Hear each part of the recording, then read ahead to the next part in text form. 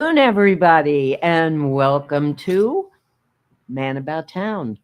That's how you know it's Wednesday. That's how you know it's 3 o'clock. Unless you are the guy that streams with us from Washington State. He's just having lunch. But welcome. We are a production of 321 Media, and wherever something's happening, we're there. We're covering the whole world live right now. And today we're going to talk about one of my favorite things, which is storytelling, because I'm a writer in my real life. And when you write, no matter what you write, you're telling a story, whether you're talking about something that happened in the news, whether it's a feature about someone, whether it's sports, you are telling a story with a beginning, an ending, and a middle.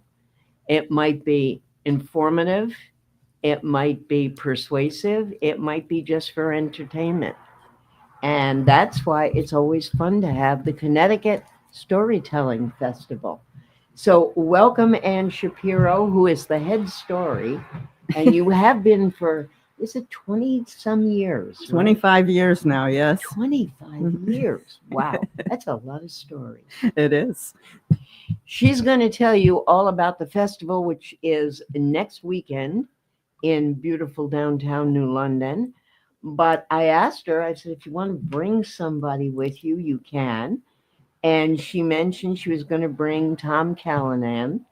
And I knew that name, but I never knew that he was Mr. Story, that he is your husband. Yes. He tells me, though, it doesn't matter how I pronounce his name, he's eye candy. So, welcome, eye candy. Thank You are livening up the table today. Thank you for having us. And I'm also interested, and we're going to get into this. When Anne sent me the information, she said that he is Connecticut's first troubadour. And I don't know how you get to do that unless you bribe somebody. No. I mean, you see, he's got a guitar, he's all equipped. Well, I've written more songs about Connecticut than anyone in history, so they tell me. Whoever they are, they tell Yeah, me. I always wonder who's the they? They're, They Some- say you don't wear white after Labor Day. Who are they? they make all the decisions in the world, and they're Okay. always right. Just ask them. Okay. Yeah, exactly. Well, we only have 39 cities and towns in Rhode Island. You have 169, and you're not a whole lot bigger than we are. Do you have a song for each one of those towns? Not every one, but I wrote a song called "Connecticut is More Than Just a Corridor," and it mentions a lot of the tourist attractions in the state. Wow. Do you have one about the heavy traffic in the summer and that Connecticut decides that they're going to do road work usually on a Friday? Well, when they were when they were going to ponder the state troubadour position, I was the only nominee for a position that didn't exist, and yet I had to go to the Capitol to defend why I was the only person who was being nominated for a position that didn't exist. It's like defending a PhD, right? Right. Wow. So I walked in with my guitar, and being a troubadour involves singing and traveling. It goes back to the time of the Crusades and even before that. Right. You know, they would tell stories through songs and poetry and things A like wandering minstrel eye. that. Exactly. But Sing for didn't your they supper. usually have like a flask of something? I don't see any flask. I on gave you. that up some years ago. Okay. I know. All I'm right. just sobering up now. Okay. So what did you have to, you went to Hartford I did. and you were in front of a committee? It was a joint session of the Government Elections Administration Committee. Did you have to play and sing for Well, them? this is the thing. I walk in with my guitar, and the Marie Herbst, who was the Senate co-chair, looked up at me. Her assistant had a sheaf of papers, a stack like this, and she's taking all these things to look at, and was a little bit irritated. And she looked at me with the guitar, and she said, "There will be no singing in this hearing." And the woman with all the papers said, "Senator, troubadour, singer, very well, one song and one song only. It was kind Yeah, of because like, they had to know that you were good. Yeah. I mean, what if there was no singing and you were terrible? Yeah, right. I don't deal with logic when I deal with legislators. Do you have to? Is this like a car registration? Do you have to renew every year? No. See, I was the first, and that's it. First and last and the one in the Well, middle. Before they decided whether they would create the position, of which I was the only one ever nominated in history, the Speaker of the House, Rich Balducci, who happened to be an alumni fraternity brother of mine from Central Connecticut State College, he came up and he said, because there were no term limits given with it, and so he said the musicians union is upset with this because they don't want one person to be on the inside track of all those lucrative state jobs. And I said, Rich, those are concepts I've never heard joined together, lucrative and state jobs. Right. I said, the union, maybe I should join the union because every time they ask me to play, it's exposure. Uh-huh. So anyway, he said, so we have to give you term limits. I said, well, okay. Will I still be the first? He said, of course. You're the only one in history that's ever been nominated. So I said, okay. And I said, so if they put on troubadour dollar bills, I'll be on the one. He said, yes. But the state being what it was, they couldn't figure out how to go from a one-year term to the next people who had not been identified yet as potential follow-ups, right? So I actually got a year and a half out of it because the state moves, with a turtle's pace. Yeah. Interesting. Very well. Before we go to Anne, then, do you have a short song you can give us? A short song? Yeah. I mean, we're only on till 4, and we we do want to hear about the storytelling. Sure. You tell your stories apparently this way, or do you do both? Both. I do both. So I don't know. Why don't you talk? You want to talk and I'll Look for a song? huh? You're going to look at for a this song how while we're I look for a taking song. over the show. All right. We got a husband and wife team taking over. Okay. So the festival Yes. is on September 20th, a week from Saturday, all day and into the night.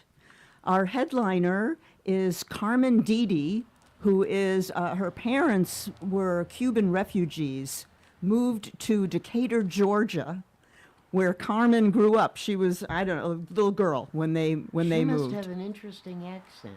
She A little Cuban Yeah. and a little Southern. She's Wow. bilingual and she speaks both languages with barely any accent that I can detect. Wow. But she has a lot of funny stories about the differences between growing up in Cuba and then coming here. And She came here at what age? I can't remember exactly, but she was like 7 or 8. She was a little girl. So she has memories of Cuba. Okay. And the difference between the culture in her home and the culture in school and learning to be an American. They probably still have her father's car down there. Yeah, right. Cuba's known for that. Right. Wow. So her stories are funny and interesting in terms of Now, how coming do here. you get? I know, you know the local people and the local talent, but how did you hear about her? Did you hear her at a festival somewhere? I actually heard her the first time at the Connecticut Storytelling Festival, but it was like 15, 20 years ago. It was before I was in charge. So that's where I heard her. But she tells at the National Festival, and I've been there a number of times in Tennessee. And that's usually where we find the headliner type people. Is the National Festival always in Tennessee? It's always in Tennessee. It's always the first weekend in October. And where in Tennessee is that? Jonesboro, which is I've like... actually heard of it. I can't- think of Jonesboro as like the Nantucket of Tennessee. It's Ooh. cobblestone streets and an old feel to it. But no Atlantic Ocean. No in Atlantic Tennessee. Ocean. Nope. No. Wow. That is amazing. So being the headliner, when is she on? Probably in the evening, correct? She is. Her main concert is at 7:30 on Saturday night, and that will be at the Guard Arts Center. And she's also doing, in the morning, we have a thing we call the Gathering. And at the Gathering... I was going to ask about Yeah, that. the Gathering, everybody who's in the festival has a chance to tell a 10-minute story. And so that gives the audience a chance to hear everybody and decide, oh, I really like that storyteller. I'm going to follow them around to wherever they're performing again. So she'll be part of that. And then she also has a 1:30 authors talk at the New London Public Library. She's written many children's books. The last one is called The Peanut Man, and it's about her memory as a child of the peanut man who would sell peanuts on the street. In And- Cuba. Yes, and when she came here, she was looking for him. Nope. No peanut man. No peanut man. No peanut man. So Okay. that will be great. And we also have students who we've worked with during the summer, teenage kids, who are going to open up for her, both at the library and at the Gard Arts Center. You've always had something, though, at the festival for kids. We always try to get Yeah. student storytellers. We want the tradition to continue. Now, people out there who are watching you right now and hearing about this, and they say, I want to go. How do I get tickets? Do I have to go for the whole day? Ah. Can I pick what I want to go Yes. to, Yes. et cetera, et cetera? You can go to our website, which is www.constorycenter.org. That's a mouthful. If you just Google Connecticut Storytelling Center, you'll get it. Yeah. And you go to the festival, and it will tell you everything that's happening, and you can choose what things. Some people want to go to everything. Some people just want to go to one thing or two things. You get to Story decide. Center. Yes. Yeah. He's Dot putting org? that right up on the Yes. screen. Constorycenter.org. And then there'll be a button you will see. Two N's, right? Yes. You will see a button to register, and that will actually bring you to the Gard Arts Center's website. They're selling all of our tickets for us. Oh, that's great. That makes it easier for you, too. It sure does. Now, are there things going on concurrently where people say, now I've got to choose between this one and this yes, one? in the afternoons there are some choices. At 1:30, your choice would be to go to a performance with Carol Birch and Tom Callanan called The Beat Goes On, Stories from the Heartland. And Carol is a wonderful storyteller and is going to tell stories sort of ranging from World War I, the Depression, and World War II. And Tom is going to provide some songs in there to And go the with eye her- candy, of course. and the He eye will candy, provide. yes. So that's one choice at 1:30. And the other choice is to hear Darlene Kaskak, who is a Native American, and she is going to talk about Connecticut in the early days. Ah, So that will be fun. And so then that's got to be pre-revolution? yes. And then also at 1:30 is Carmen at the library. Yeah. So there's a lot going on at 1:30. Yes. And then What if somebody says, I've got little kids who love to listen to stories. Do you have something for them? No, this is a grown-up storytelling festival. We do a lot of stuff for kids and in schools and so forth. Oh, I know you do. But this festival is the grown-ups' chance to hear grown-up stories. Okay. So do you have an age limit? Because I know when you used to have Friday night, they had to be over 21 or over 18 or over Now, something. no, if there are kids that are interested, I would say any kid over 10 who can Okay. sit still and really listen, then that's all we care You about. don't have blue stories. No, no, no, Okay. no. They're grown-up stories, but they're not X-rated stories. Okay. I All right. hope. So you don't know ahead of time who's doing what? Well, I know the names of their stories, and I know who they are. Okay. And they know who I am, so they better watch out. All right. Then- Do you audition these people Yes. before Yes. hand? Yes. Okay. Yeah, they're either people that we have seen many times, so we're asking them, or they're people who are applying to be in the festival, and then they need to send us either dates where they're going to be, we can come see them, or a video, or some way that we can tell what they're doing. Okay. So what else you got there? So then, in the afternoon at 3:30, there is Carolyn Stearns, who is a local Connecticut person who loves history. And she has researched her own family's history back to, the times of Abraham Lincoln. Somebody in her family did the portrait of Lincoln that's so famous. And so she is going to talk about how people can research their own families. And not only that, but then how to turn that information into an interesting story and not just a list of facts, but how you can create a fun story out of your own family history. And simultaneously to that's great. Carolyn is a fellow named Charmant Little, who is a poet. He's the I poet saw his laureate of picture. New Haven. And he's going to do Does poetry. that mean he was the only one that I went don't know. so I'll hard have to ask him. He's the only troubadour. You've got the poet laureate of New Haven. But our interpretation of storytelling is all kinds of storytelling, from Right. music that tells a story to poetry that tells a story, all kinds of stories. Yeah, I think everybody in the world, whether or not they realize it, is a storyteller. right. They may not come to your festival and stand on a stage. That's right. But they tell stories. It's And- being human. Ethnicities, when they get together around the kitchen table. Right. Or Sunday dinner with the Italians, the Jews, the French, everyone, Hispanics. People wind up telling stories. Yep. Always. Yes. And a lot of them, it's the same story over and over, and depending upon who's telling it, it changes a little bit That's each always time. true. Yes, that's Yes. what I love about storytelling. Yes, exactly. Exactly.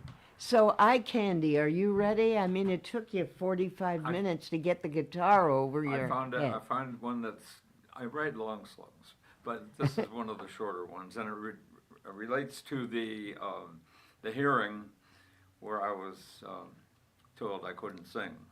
Okay. So when I finished, I did a song about Bushnell Park, which is right near the Capitol in Hartford. And they have a and beautiful theater there, too, It's the beautiful. Bushnell. And so I thought that might give the legislators some sense of affinity to what I was doing, that I could describe someplace I see every day. And so then I did that, and the House co-chair, Bill Kiner from Enfield, said to me, "That was very nice," he said after my song. He said, "Very nice," he said, "but have you written one about I-91? Now, living in Enfield, he has to come down through Right. the traffic jam, and that was before the HOV lanes were completed, for the high occupancy vehicles. So he was in a traffic jam every day. So we were living in Clinton at the time on the shore, and I said, "Well, Mr. Kiner," I said, "if I was going to write about a song about a highway that annoyed me, it would be I-95, particularly the Q Bridge in New Haven, Quinnipiac Bridge." Oh, I know the Quinnipiac Q River Bridge Bridge. well, Which unfortunately. they frustrated me because while you're sitting in a traffic jam, you see they've changed the name from Quinnipiac River Bridge to Pearl Harbor Memorial Bridge. Yes. So now you're sitting there and you're cursing the bridge, and you see Pearl Harbor, and all of a sudden, oh man, all those guys died. Ah. So it's psycho. So Yeah. anyway, this is a song I sent to Mr. Kiner called "Connecticut's Lifeline, I-91." I was writing a song about the road that I drive. It's right near my home on our nation's east side. From Miami to D.C. to Bar Harbor, Maine, I-95's my favorite four-lane. Little sarcasm there. But in Hartford, the lawmakers know what they drive. To get to their office isn't I-95, no. But a long parking lot that isn't much fun, where rush hour's a joke, it's I-91. From New Haven Harbor to Longmeadow, Mass, and points northward, you can chew your antacids and burn up your gas. Apply your eyeliner or trim your mustache with no danger at all, 'cause you're not moving fast. Ask the car to your right for some Grey Poupon Dijon. On the highway that's second to none, it's I-91.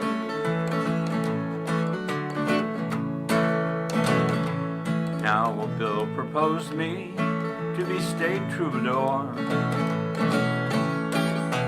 something that had never happened before.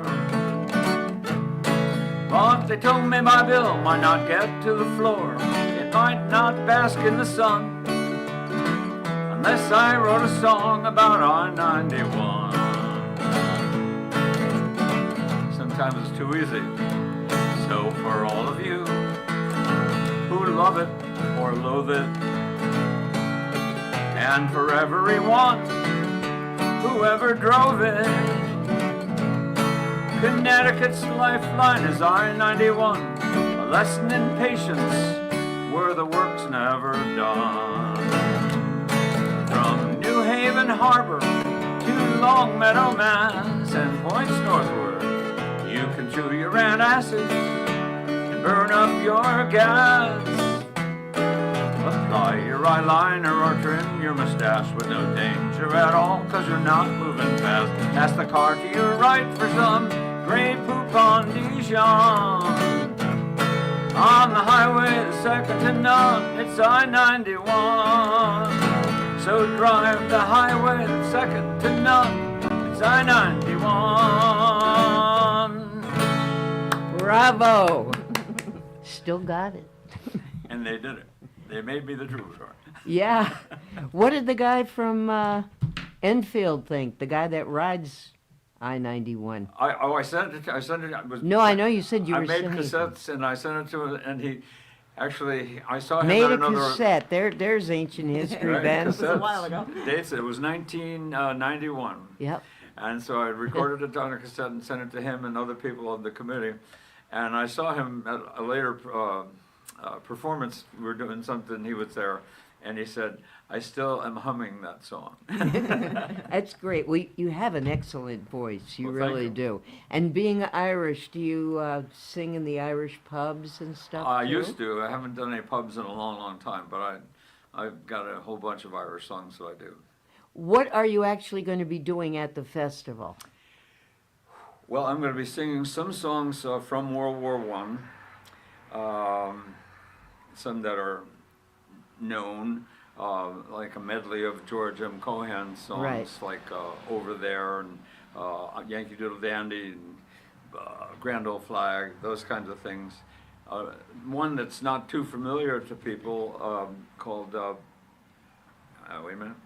It's coming back, but it's not back yet. Anyway, it's one about, Goodbye Broadway, Hello France. That was sending the troops over. My great uncle was actually killed in World War I in Chateau Thierry, France. And he was with the 77th, which was part of the National Army, which was mostly draftees. And they came out of New York City, and they wore the Statue of Liberty patch on their jackets, that was their emblem of their division. And so Goodbye Broadway, Hello France, it gives a tip of the hat to Lafayette, who came over. Sounds and like helped a us. George M. Cohan thing. It really does. Yeah, and Cohan is great. And then there's one that John Philip Sousa wrote with his daughter at the end of the war called When the Boys Come Sailing Home. Well, it had to be a march, right? Yeah, it was. Sousa yeah. didn't know anything And other march or than polka, marches. you could do it either way, just depending on your tempo. And then I'll do the Brother Can You Spare a Dime, as they go into the depression after the euphoria of winning the war. Then you go, all these guys are now they can't get work, the collapsing economy, and so I'm going to do the Brother Can You Spare a Dime, and then Carol Birch will tell a story about her family. And then after she does that, I'll do some songs from World War II era. My dad served in World War II. And then after that, at the end, I will do one that I wrote, and I'm not prepared to do it today, about the He acts like we're going to ask him for another one. I'm well, I not got so plenty sure. of songs. I just don't have that one ready to do it. What is it? North Platte Canteen, which was where North all the Platte's trains. Nebraska, Nebraska, isn't it? correct. Yeah. Yeah. And the people there, it was actually a mistake. They heard that one of their units was coming through from North Platte, and so they all went out to the railroad depot. As they came in, they had 10 minutes, and so they made cakes and pies and also coffee and stuff, and those guys didn't come, and they had all this stuff, so they gave it out to all these other guys that nobody knew, but it was so well received by the armed forces guys that they did it throughout the war, and they fed over 6 million GIs. Wow. All volunteer stuff.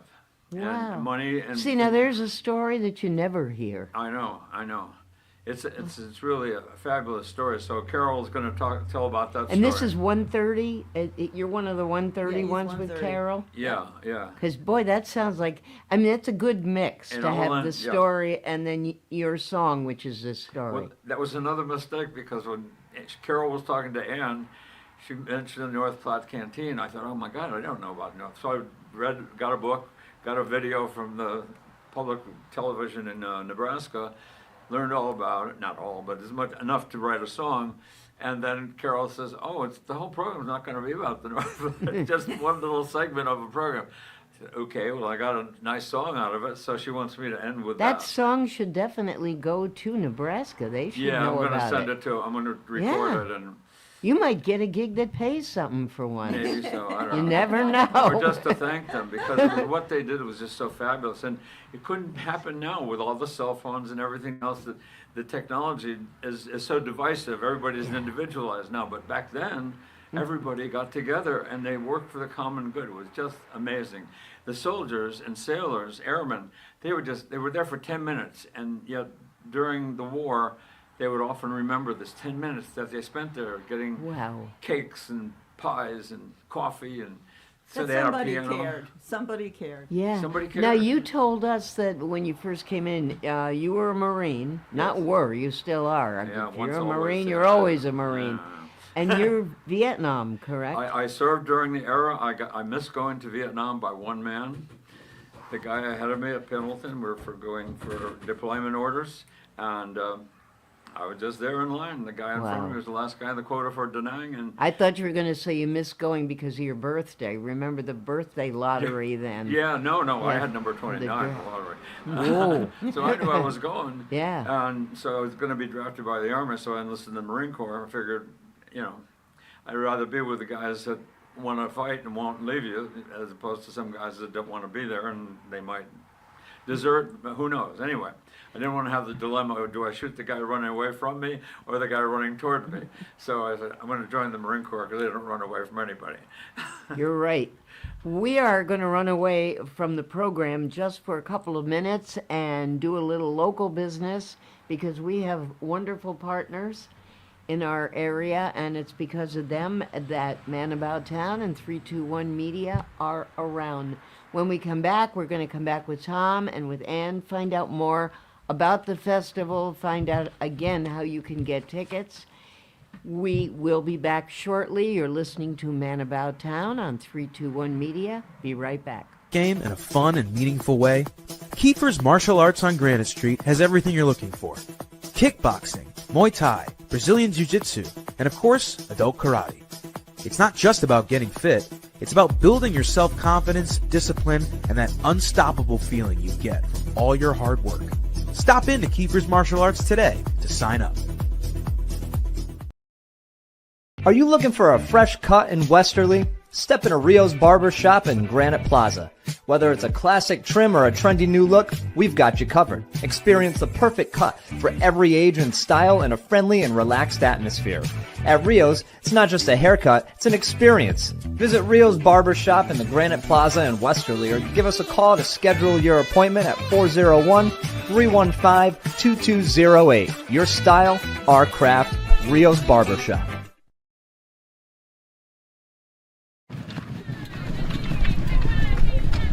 At Dime Bank, we're all about community. It's who we are. Local communities made up of customers, families, and friends. Business owners invested in helping their communities thrive.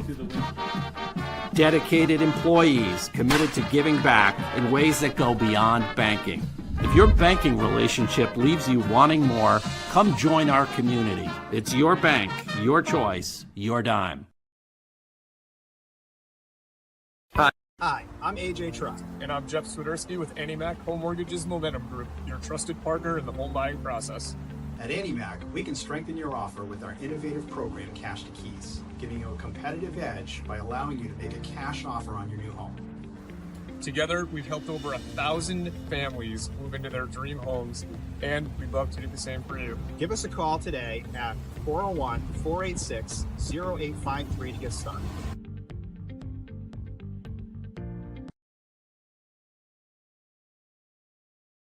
Wood River Health is my home for health.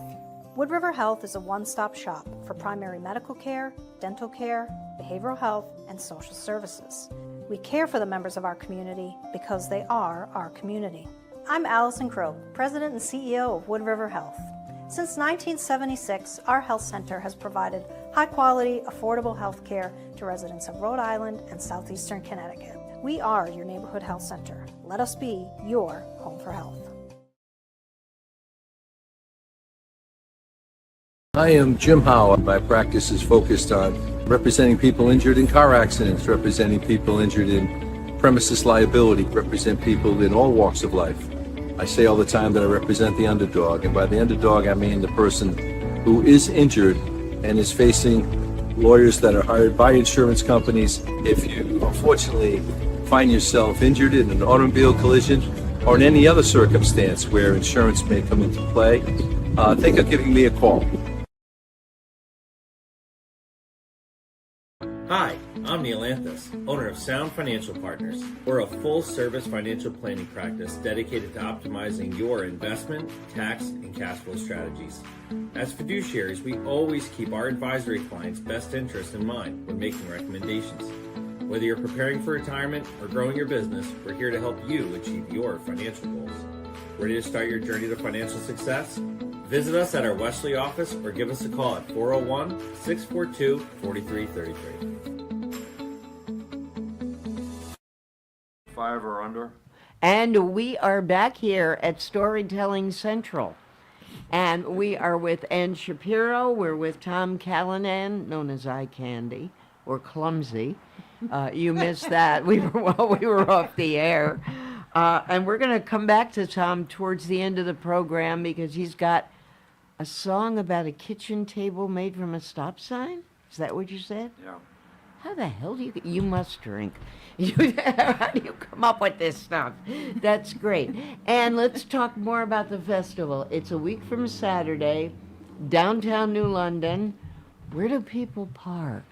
Well, that's a good question. That's what I always think of when I'm in New London. The Water Street parking lot is down by the train station. Oh, that's not far then from the Guard Arts. It's a couple of blocks away, but that's the easiest place to park. Otherwise, you're on the street, which is also on a Saturday not too bad. All these locations are ADA compliant, aren't they? Like the Guard. They are, yes. The Guard, the library. And the Thames Club, yep, because everything is on the first floor. So. That's great. Yep. And if people are from out of town, there's plenty of restaurants. Yes, and we will have actually a restaurant list for people so that Wonderful. they can tell where to go. We also have a space in the Thames Club where people can gather. A lot of the people who come to the festival have been coming for a long time. They know each other. They look forward to seeing each other once a year, and so they want to bring their lunch into the Thames Club and sit down there and chat. So that's an option as well. That's great. That really is. I mean, if you are within driving distance of New London, and that's pretty much anywhere in New England unless you're way up where the moose live.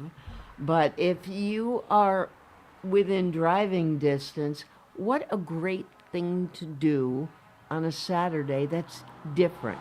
It's not the movies, it's not the theater, it's not sports, it's not shopping, it's something maybe you haven't done, and you're going to be taken into a wonderful world. And you can bring the whole family.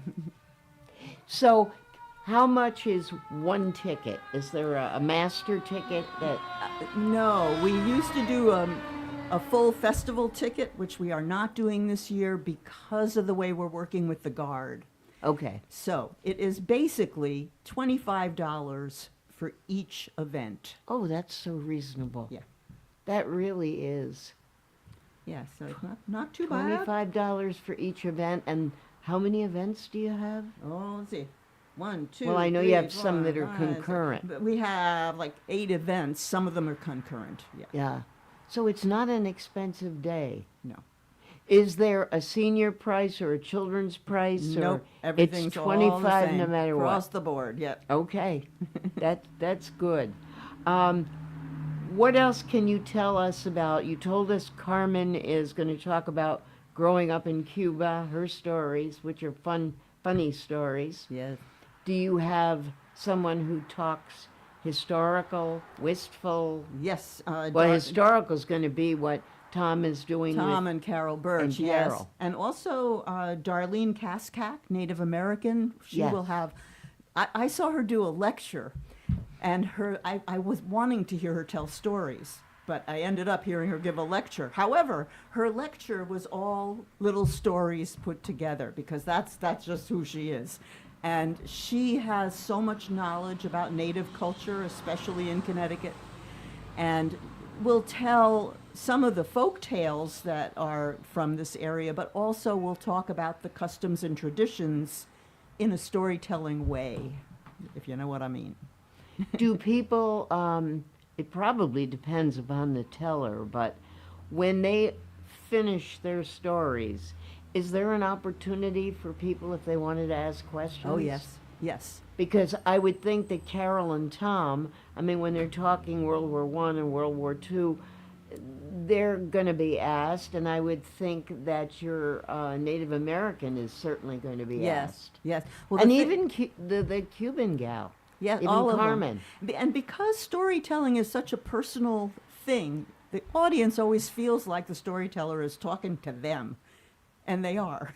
Well, they are. They're And being each- drawn in. I mean, I've gone. I Yeah. went as recent as 2 years ago, and yeah, you just get captivated. And the things that are happening during the day at the Thames Club are all small venues. So the most people in one place is going to be 50, and I don't even think it'll be that. Oh, So that's not a lot. the audience definitely has a chance to interact with the storytellers. We have a little bookstore there for sale of all the materials from the people who are performing. So Tell our audiences, because our audiences are far and wide, if there's someone that they like, that they see, that they hear, or they want more information, maybe they want them to come to their place, like a North Platte.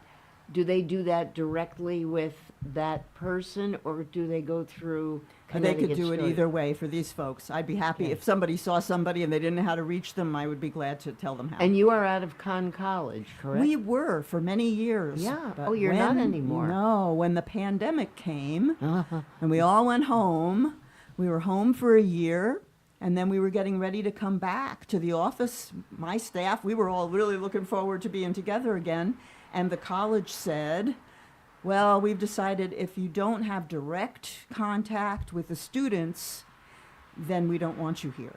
Oh.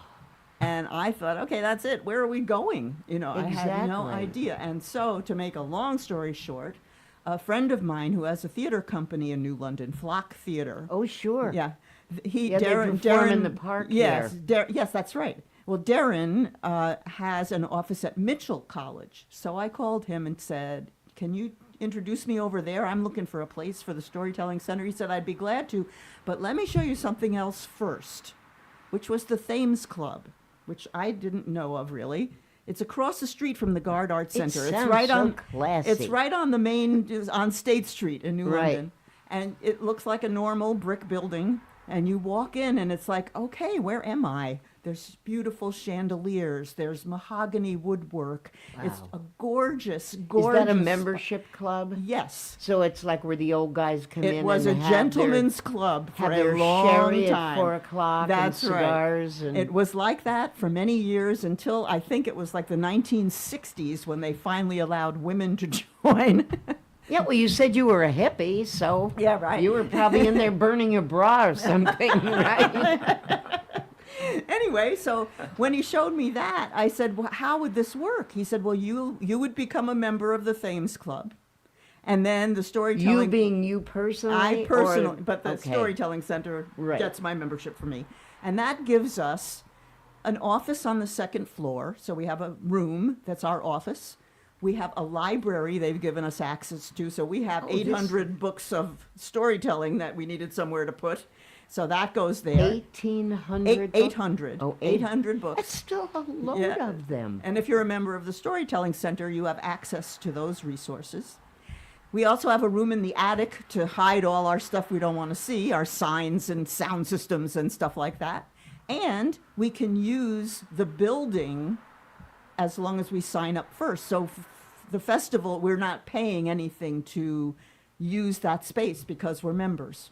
That is So great. that's where the membership was worth I it to think me. it turns out that it was a good break for you. I think so, and it puts us downtown, and then we've met a whole lot of different people and a lot of different Sure. businesses, and so. Well, you're in yeah. the heart of, because I know where the guard is. Yep. And you're right, on Saturday, there won't be that much traffic because No. that is a business center right Yep. there. Yep. There's lots of parking on the street and lots of little side streets too. So, Yes. Yeah. And lots of little restaurants too. Lots that of are good all little different restaurants. ones. Yes. All kinds of ethnic restaurants. Tell people who are listening, because we really didn't touch on it this time, and I think it's great, that the Connecticut Storytelling Center is not a one day or one weekend a year thing. You have tellers going into schools, Yes, we do. getting kids excited. Yes. You have bilingual people. Yes. Because New London is very much a bilingual area. Yeah. So Our storytellers in the schools travel all over the state of Connecticut. We serve about 10,000 kids every year. So And the schools we- contact you? Well, sometimes they contact us, sometimes we contact them. There are some school systems that have been with us for 20 years. They know we're coming every year. We come, and not just for one performance, but usually for a residency, where a storyteller will go to each class in first grade for 4 weeks, once a week, so that the kids get to know the storyteller, that they not only get to hear stories, but the kids start to tell stories. And the That's teachers, what you want, the teachers sure. understand that listening and speaking and visualizing are the first 3 things you have to have before you can read. So storytelling is a great way to get kids to do those Read. 3 things, and then they can read after they can do those things. Oh, So- I think that's great. So the storyteller works with the kids and with the teacher Yes, in the classroom. in the classroom Repeated once a week visits. for 4 weeks. Yep. And so we do that all over the place. And we actually just got a grant from Connecticut Humanities to hire an Hispanic storyteller who is going to do 2 things for us. One is she's going to train our storytellers in Hispanic culture so that we understand the stories we're telling and we have a broader repertoire of those stories. And we're also recruiting bilingual people who are interested in becoming storytellers. And they will be part of this class as well. And so their main training is going to be in how to tell the story. So it'll be an interesting mix of storytellers and people. I'm looking forward to it. I would imagine that kids give very good attention to something like this. Yes, they do. Because it's not math and it's not, something that's yucky that they have to study. This is fun stuff. It is. And they're learning how to read and they don't even realize it. That's right. What grades do you normally go to? We mostly deal with preschool through 2nd grade because Oh, you start with preschool. Oh, yes. So you're That's- talking like 3 and 4-year-olds? That's right. That's Wow. that's where they learn to listen. And today's 3-year-olds are not the same as the 3-year-olds from 50 years ago. These kids are used to the screens. They're not used to talking. They're not used to eye contact. I've seen them in restaurants with their parents' phones. Yep. You go in now, that's the great babysitter. You That's go right. into a restaurant, you hand the kid the phone. Yep. Years ago, like when I was a little kid, they would hand me a book. Yes. Read the Or book you and play shut up. Or tic-tac-toe color. or something. You're right, Tom. Some Yeah. kind of interaction. So with these little kids, it's more difficult than it used to be, but we've learned how to do it. For example, the preschool programs used to be 45 minutes long. Now they're half an hour long. The teachers say the kids can't sit there for 45 minutes. They used to be able to. And we have a lot of music added, stretches, time to move so that the kids can then, okay, sit down and focus. Wow. Yeah. I feel like I'm 90 sometimes because when we, and I think we're all in the same group here, when we went to school, if it was second grade or first grade or kindergarten, it was sit down, be quiet, and you didn't get up and walk around the room. You couldn't. You were told to sit down and be quiet. Maybe if you had to go to the bathroom, you had to raise your hand, but that was about it. Yep. And now you're saying the kids can't sit and even be entertained for 45 It's hard minutes. for them.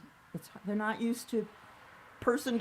All right, so let me ask you, Tom, do you ever go into these classes and have the kids sing along with you or I've teach done them that a many song? times, but in the past several years, I've shied away from schools after the pandemic and all because things have gotten crazy in schools, and it's easy. I do more work now with senior citizens, and going into healthcare facilities, working with dementia people.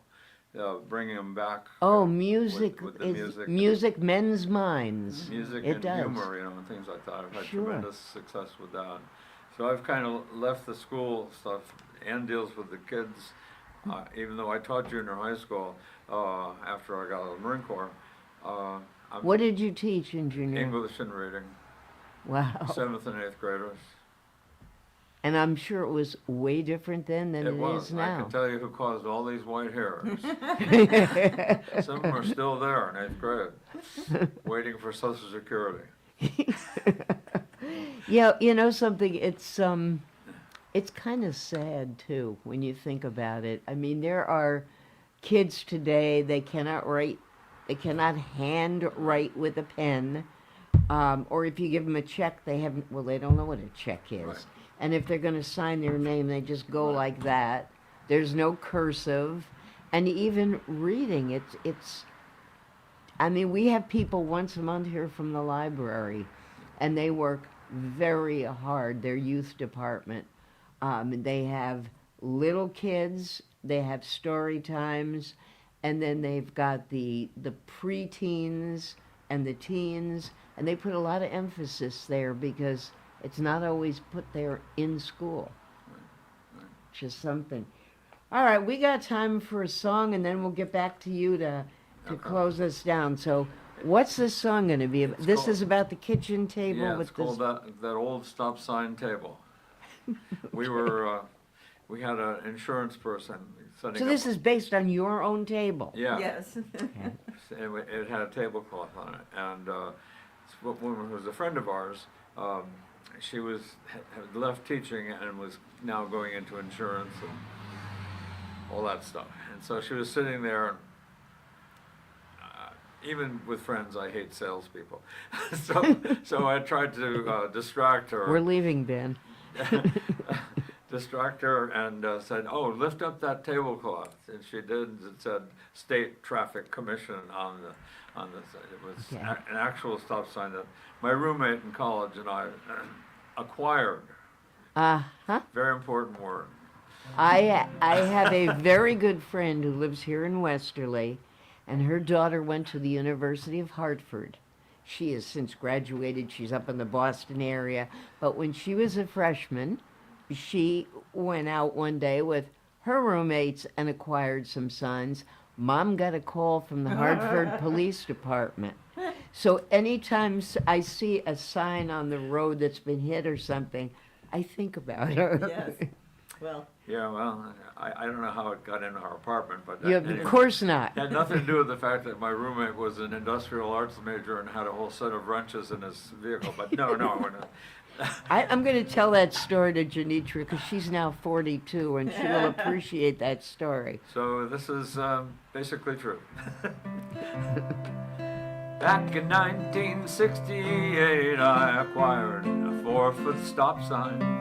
It was the biggest stop sign I'd ever seen. I was proud to call it mine. I hung it up in my college apartment as a conversation piece. And when I lit out for the outside world, came along with me. I turned it into a kitchen table and I use it to this day. Whenever people people notice it's a stop sign, they smile and say, "It's so big, where'd you get it?" And then I'm off on a trip down memory lane. Amid howls of laughter, I explain about that old stop sign table, conducting high finance, or just plain eating on that old stop sign table. With the legs that I made from 2x4s, stainless steel braces that my daddy forged, talking life and death, settling family squabbles around that old stop sign table. Since I took it inside, you know it gave me good vibes, and I'll keep it as long as I'm able. It's seen us through the happy times, it's seen us through the tears, through spills and chills and meetings with builders and financiers. We dyed Easter eggs upon it and left carrots for Santa's reindeer. On our utilitarian octagon, that old stop sign table, conducting high finance, or just plain eating round that old stop sign table. With the legs that I made from 2x4s, stainless steel braces that my daddy forged, talking life and death, settling family squabbles around that old stop sign table. Since I took it inside, you know it gave me good vibes, and I'll keep it as long as I'm able. Now 20 years later, it's a little creaky, just like you and me. Our cats have clawed one of the legs into a 2x3.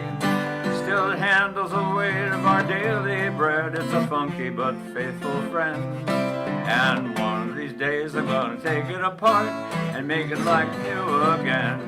Now my wife, she's made some rumblings lately about getting a table that's real, and not a relic from my college days, but something more genteel. Now if I can drive that radical notion out of her crazy head, I'm gonna turn that stop sign table into the headboard of our bed. Till then I'm conducting high finance, or just plain eating round that old stop sign table. With the legs that I made from 2x4s, stainless steel braces that my daddy forged, talking life and death, settling family squabbles around that old stop sign table. Since I took it inside, you know it gave me good vibes, and I'll keep it as long as I'm able. And that's the fable of the stop sign table. I love it. That is great. That is excellent.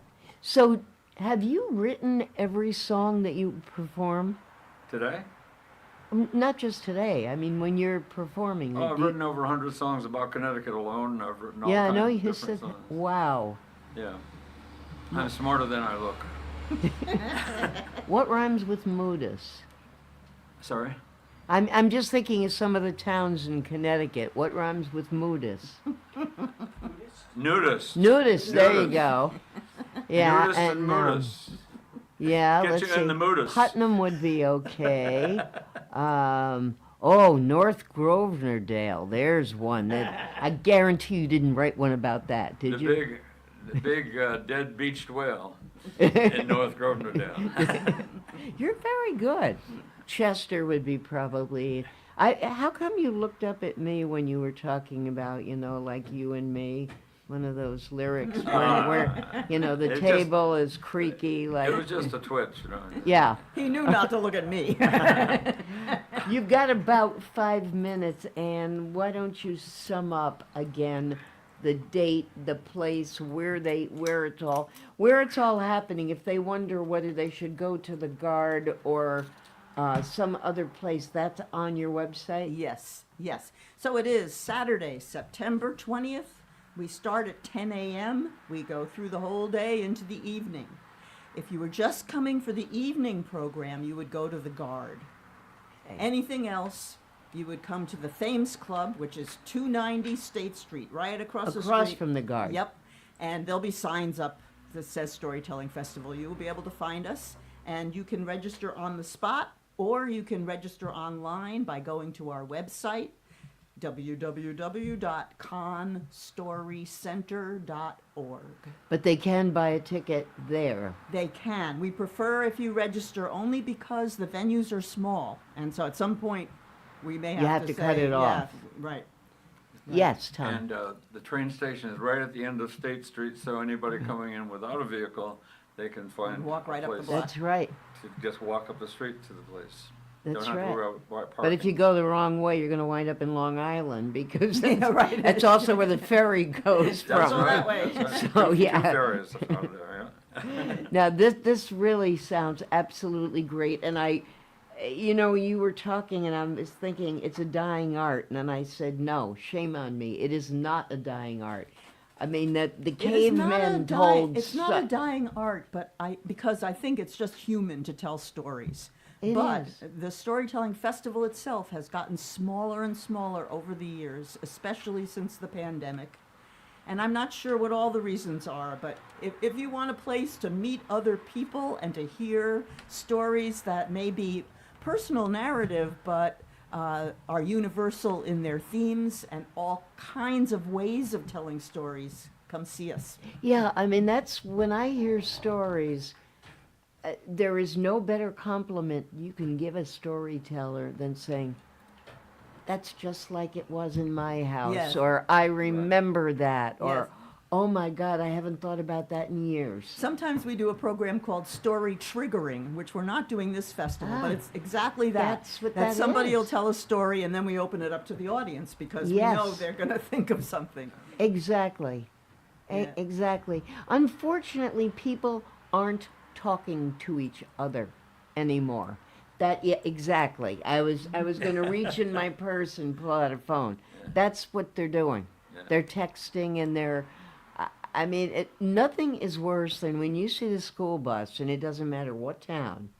School bus comes at 2:30, 3:30, whenever school's out. The kids get off the school bus.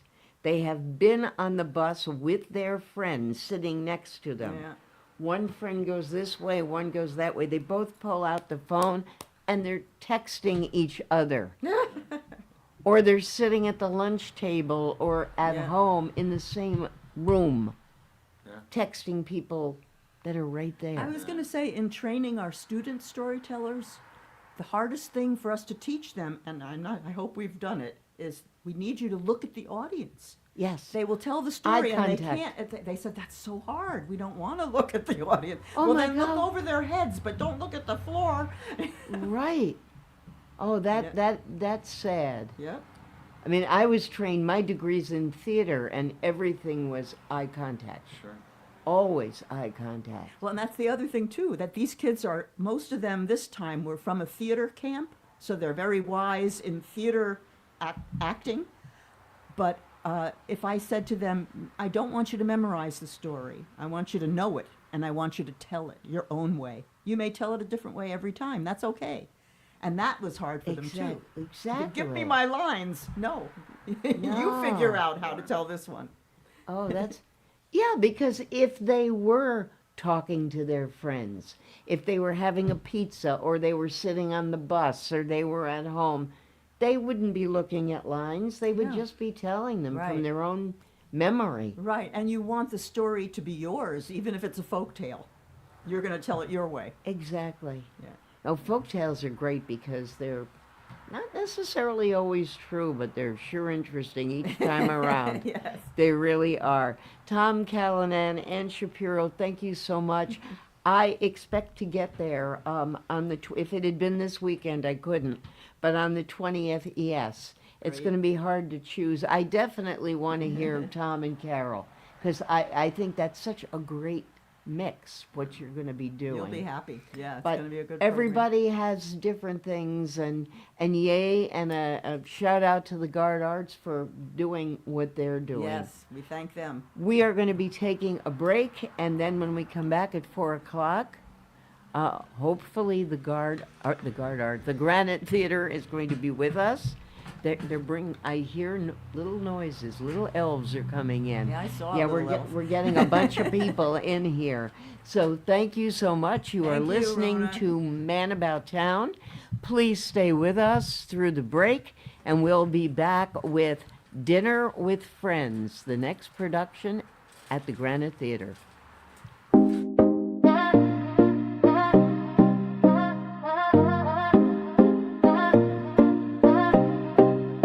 Waffle pop, sweet shot, flavor so fine. Golden crisp waffles, fresh every time. Smiles that greet you, service with pride. Come for the treat, stay for the vibe. Bubble pop, sweet shot, flavor so fine. Golden crisp waffles, fresh every time. Smiles that greet you, service with pride. Come for the treat, stay for the vibe.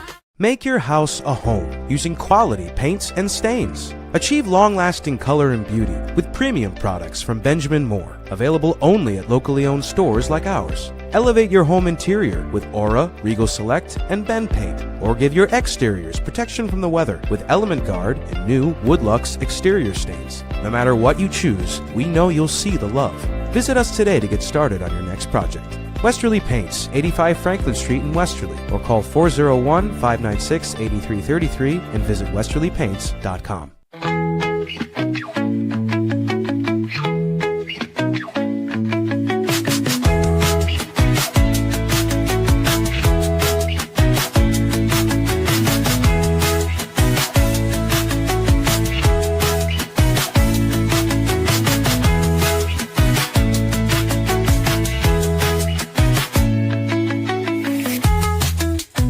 Moving doesn't have to be stressful. Whether it's across town or just across the hall, no job is too big or too small for Easy Does It Moving and More. Sean and his team put people first, making your move safe, smooth, and stress-free from start to finish. For a move made simple, go with the name that says it all.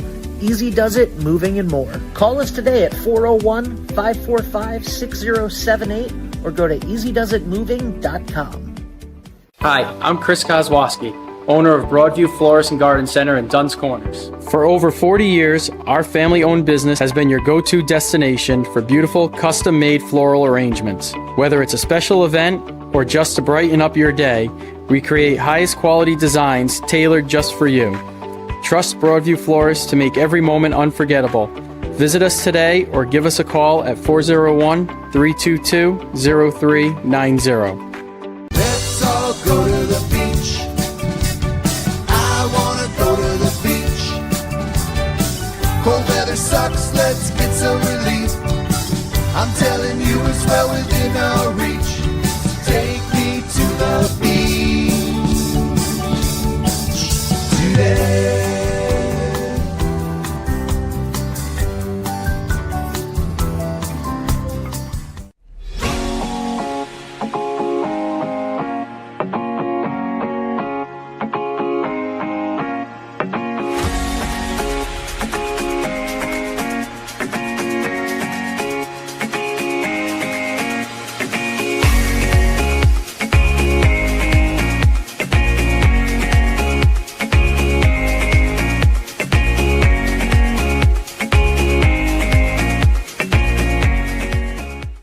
Live where others only vacation. Just steps away from the surf, sun, and sand of Weekapaug and Misquamicut Beach, this spacious 3-bedroom, 3-bath home offers 2,800 square feet of coastal charm, perfect for year-round living or your ultimate summer escape. Whether you're hosting friends or soaking up the quiet, this home brings together luxury and location. Call Nancy at Oceanfront Homes today to schedule your private showing.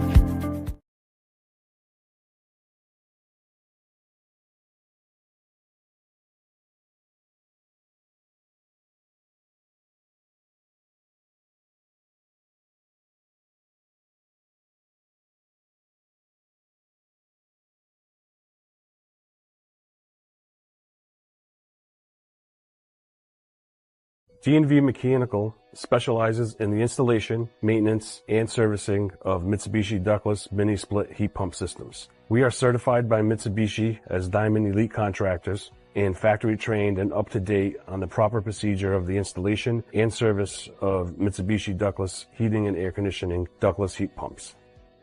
We assist with the paperwork to reduce much of the stress-related documentation required to get the state rebates and federal tax incentives. We are not a jack-of-all-trades, master-of-nothing company. We are masters of ductless heat pumps. It's what we do, and it's what we know.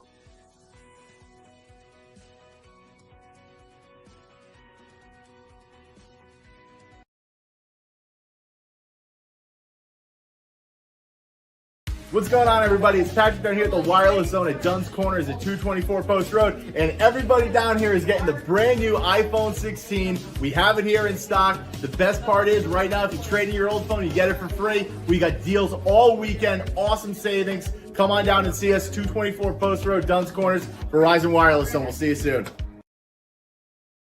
Hi, this is Dan from Lathrop Insurance. In this challenging insurance environment, Lathrop Insurance can be your beacon in the storm to help you find the coverage you need at the right price. Now, more than ever, you need a partner in the insurance industry that can work with multiple carriers to make sure you have the right coverage at the right price. Lathrop Insurance carries home, auto, and business insurance and can be reached at 401-596-2525. We've been supporting the local community since 1939, and we look forward to working with you. Experience local excellence with Roofright Roofing in Charlestown, Rhode Island. With over 40 years of unmatched expertise, Roofright specializes in architectural shingles and holds the prestigious title of GAF Master Elite Installers. Known for their commitment to the community and support for local initiatives, Roofright is your trusted partner for all of your home's roofing needs. Call today for a free estimate at 401-212-4140.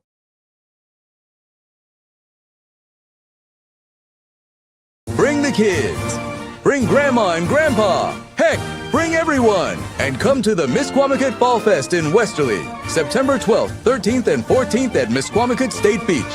You'll find an array of great food trucks, arts and craft vendors, games, rides, wrestling, and a Ferris wheel with panoramic views.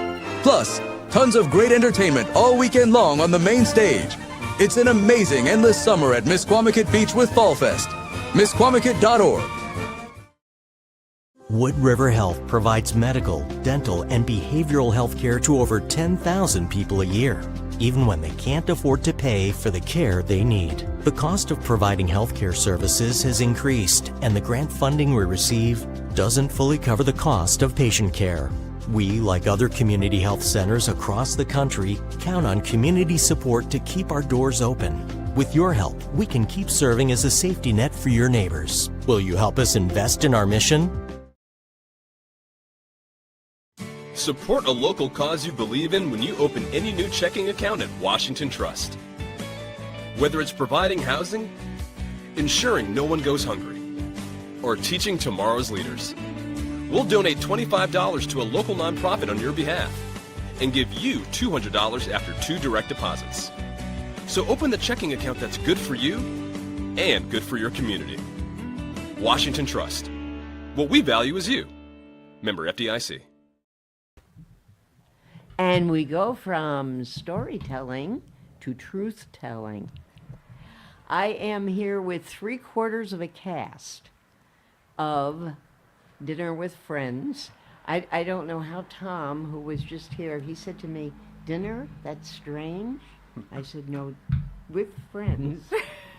This is a Pulitzer Prize winning show that was done 25 years ago, which is just absolutely amazing. The Granite will be opening this show in 2 days. I can't tell if that's a nervous smile. I'm looking at Jessica Gage. She's looking at me like, 2 days, yeah, 2 days. You guys have to be all set for it, though. It's a wonderful show. I actually saw it on Broadway 25 years ago. I remember very little about it. I just remember, the 2 couples and all of that. It is being directed by Judy George, who is not here. But it's also a shorter run, right? It's how many? 7? It's only 6 performances. How many? 6. 6 performances. So it's this weekend and next weekend. Yes. And then your history. Then we're right? done. Yep. Then you gotta go. You have to go audition for something else. Yeah. Okay. Clear the stage for Rocky Horror. Okay. You 2 guys have been with the Granite for a while, but Mel, is this your first time? It is. We're going to start with you then. Are you local or did you come from elsewhere? Well, I grew up in Rhode Island in North Kingstown, but I moved to Hawaii and lived there for 10 years. You're not coming from Hawaii every night for rehearsal. I know, no. I'm now in South Kingstown again. So, yeah, so I came back. So this is the first show I've done since I came back from Hawaii. But you did a lot of shows before. I did, yeah, quite a bit. What got you to this one? Had you read the script or did you know nothing about it and you were just right for the age? Yeah, I didn't know anything about it. I was looking for something. I've been for the past couple of years looking for something and stumbled across this, and it seemed like a really good show, and I was interested, and the theater looked great, so I just went for it. Yeah, and the Granite is just tremendous. It has so, they have so raised the bar, actually. Nicole and company have done so much with it. There's just no bad productions that come out of it, and everything is done so professionally. And this is Tech Week, which is probably why you have that look on your face. Because Tech Week's a tough week. Why don't you explain what that is for people that don't understand? I know that anytime you see an audition notice, they'll say, you know, we'll work with you on this date or that date, but Tech Week, you know, you're here or you're not in the show. Yeah. So Go for it, Jess. Okay. So Tech Week is basically when exactly what it says, tech. We have our lighting designer, our sound designer. They are basically there the entire time. Sunday we did it was almost a cue to cue, which is, you know, we walk through every single button change of the lights or the sound or every sound cue. That was thankfully a quick run through because we didn't have too many, like a musical would have over 100 different lighting or sound cues. Wow. We have, people don't realize what goes into a show. Or something, yeah. You know, audiences just see what they see up there and it's over and they go home. They don't realize what goes into it. Yeah. So now tonight we're doing a kind of dress rehearsal. Tomorrow is our official dress rehearsal, but which means no stopping, no matter what. No stopping. If I forget a line, I can't yell at Paula, the stage manager, to give me my line. Yeah. We make it up. Throw Paula. Yeah. Oh, trust me, She needs we it. have. Don't worry, we have. I'm doing it to you, right? So give it back. Yeah. Yeah. So that's what it is. Is basically going through all of like the technical aspect of it. We, you know, keep running it. Like we ran it last night, or we get a message from our stage manager, Paula. I'm gonna butcher her last name, but it begins with a B. It's It's French. I know. Yes. I saw it in the program. But yeah, she just texted us and she's like, "Okay, be on stage as close to 5 as possible in costume because we're starting on time and we're gonna time it." So that's where we're headed after this. Okay. Well, we can let you go early. if you're good, you can go early, and Ben can sing a song or something. We can fill the time. So it's so how is this different from tomorrow night's? You're allowed to ask Paula if you blow a line. So today, well, if I blow a line tonight, they don't want me to ask. But yeah, we're gonna stop. But for more. lighting cues or sound cues, we might stop. Yeah. Okay. And then tomorrow we treat as an actual performance. Kyle, I'm going to put this on you for a minute. You've done enough. Can you give the audience, without giving away a lot, an idea of the plot? Because I know that it's it starts one way and it kind of goes south, and it's different. So the way that I've been explaining it to people is that it's a show about two lifelong couples that are friends, and right in the beginning of the show you find out that one of the couples is getting a divorce, and the rest of the show is just the ups and downs of it. Really kind of, the more I think about it, it's more about you and Sean's performance in like the solid relationship. They're supposed to be the solid relationship. We're the relationship that's getting a divorce. And so it's really about like this other couple thinking what went wrong in the 12 years that we've been together, and all I'll bet a lot of people can really relate and Yeah. align themselves to that. Either they've been there or they 100%. know Yeah. friends who have been. It's funny and then it because- changes the whole dynamic of when you get together. Absolutely. It's funny, even people around my age, I've been explaining the show to, and every time, no matter who I'm talking to, everyone's like, oh man, I relate to that in this way or that way. It might not be the character I'm playing, but it could be, oh, my friend is going through something like that. So everyone, I feel like, has a connection to this. Well, what this it show. does, you're the stable couple, right? What it does, it really puts a lot of uncomfortableness on them because it's, well, we're friends with both of them. How can we have this event and invite him without her, or can we? Or what if he comes with a new gal? Or What is if life like after this whole thing? Like, how do we move it forward affects now? everybody. Yeah, It absolutely. really does. Yeah. Have you known people like that in your own lives? Yeah. Yeah. Kidding? Yeah, for sure. I've gone through something like that, so it sucks, but it's life. I feel like that's, Yeah, it is. It is a part of life. Mhm. So I would not call it a heavy drama. It's a dramedy. Yeah, That's how Nicole I was going to termed it, say and there it's are perfect, some yeah. funny lines in it, as I Yeah. remember. Mhm. Yeah. Definitely. Yeah. But it will make the audience a little uncomfortable, and that's what theater is about. Yeah. When you challenge an audience. Definitely. What I really want to happen is at the end of the show for people to be like, wow, like, what do you think would happen if X friend, our friends did this? Or what would happen if we, I feel like those conversations are going to happen after the show. Or think about the two couples that come Exactly. together to the show and Yeah, are and they're- swarming Yeah. a little bit. Yeah. Yeah, or that drink we were going to have after the show, Yeah. I'm good. I feel like there might be conversations afterward with some couples being like, Yeah. so what are you really thinking now? Yeah. So it's a But great it show. is strictly just a 4-character show. Yep. 2 acts. Yep. I know, I certainly don't remember the dialogue, but I know that it was a Pulitzer Prize winning play. Why do you think that was? Subject matter, the way it's written? I don't even remember who acted in it way back then. I don't know if it would be the way that it's written. It's so conversational, and when I'm trying to explain to somebody why it's so hard to remember all the lines, going back and forth with that person, and I'll stop and I'll be like, this is why, this is the conversation, they actually wrote it to be like a conversation where you'll be talking about something, and it's like you circle back and you're saying the same thing 3 times, 3 different ways. Oh, that's hard. But yeah. That is hard. But that's what makes it so relatable too, Mm-hmm. that people really you get sucked into it. Like you feel like you really are watching something that you may have been through or Yeah. that you've seen other people go through. And so Yeah. it'll definitely start a lot of conversations. Mm-hmm. Yeah, I agree. And divorce now is like a nothing burger. 25 years ago, it was more of a whoa. Yeah. But even then, and things were changing back then.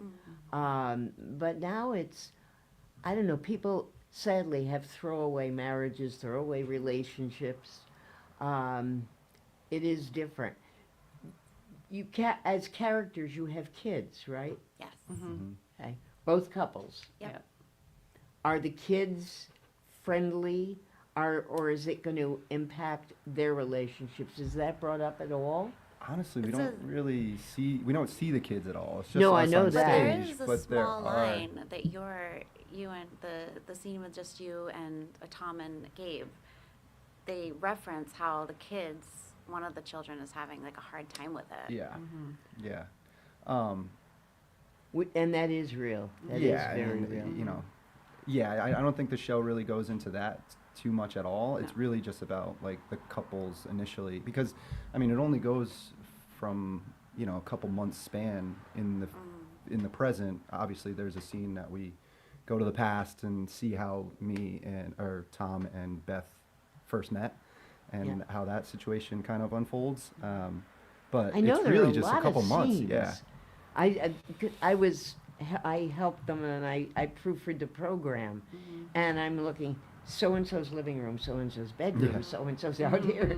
There are a lot of scenes, and I would think that from a directing standpoint, that had to be a bit of a nightmare, so that the audience is saying, "Wait a minute, where are we now?"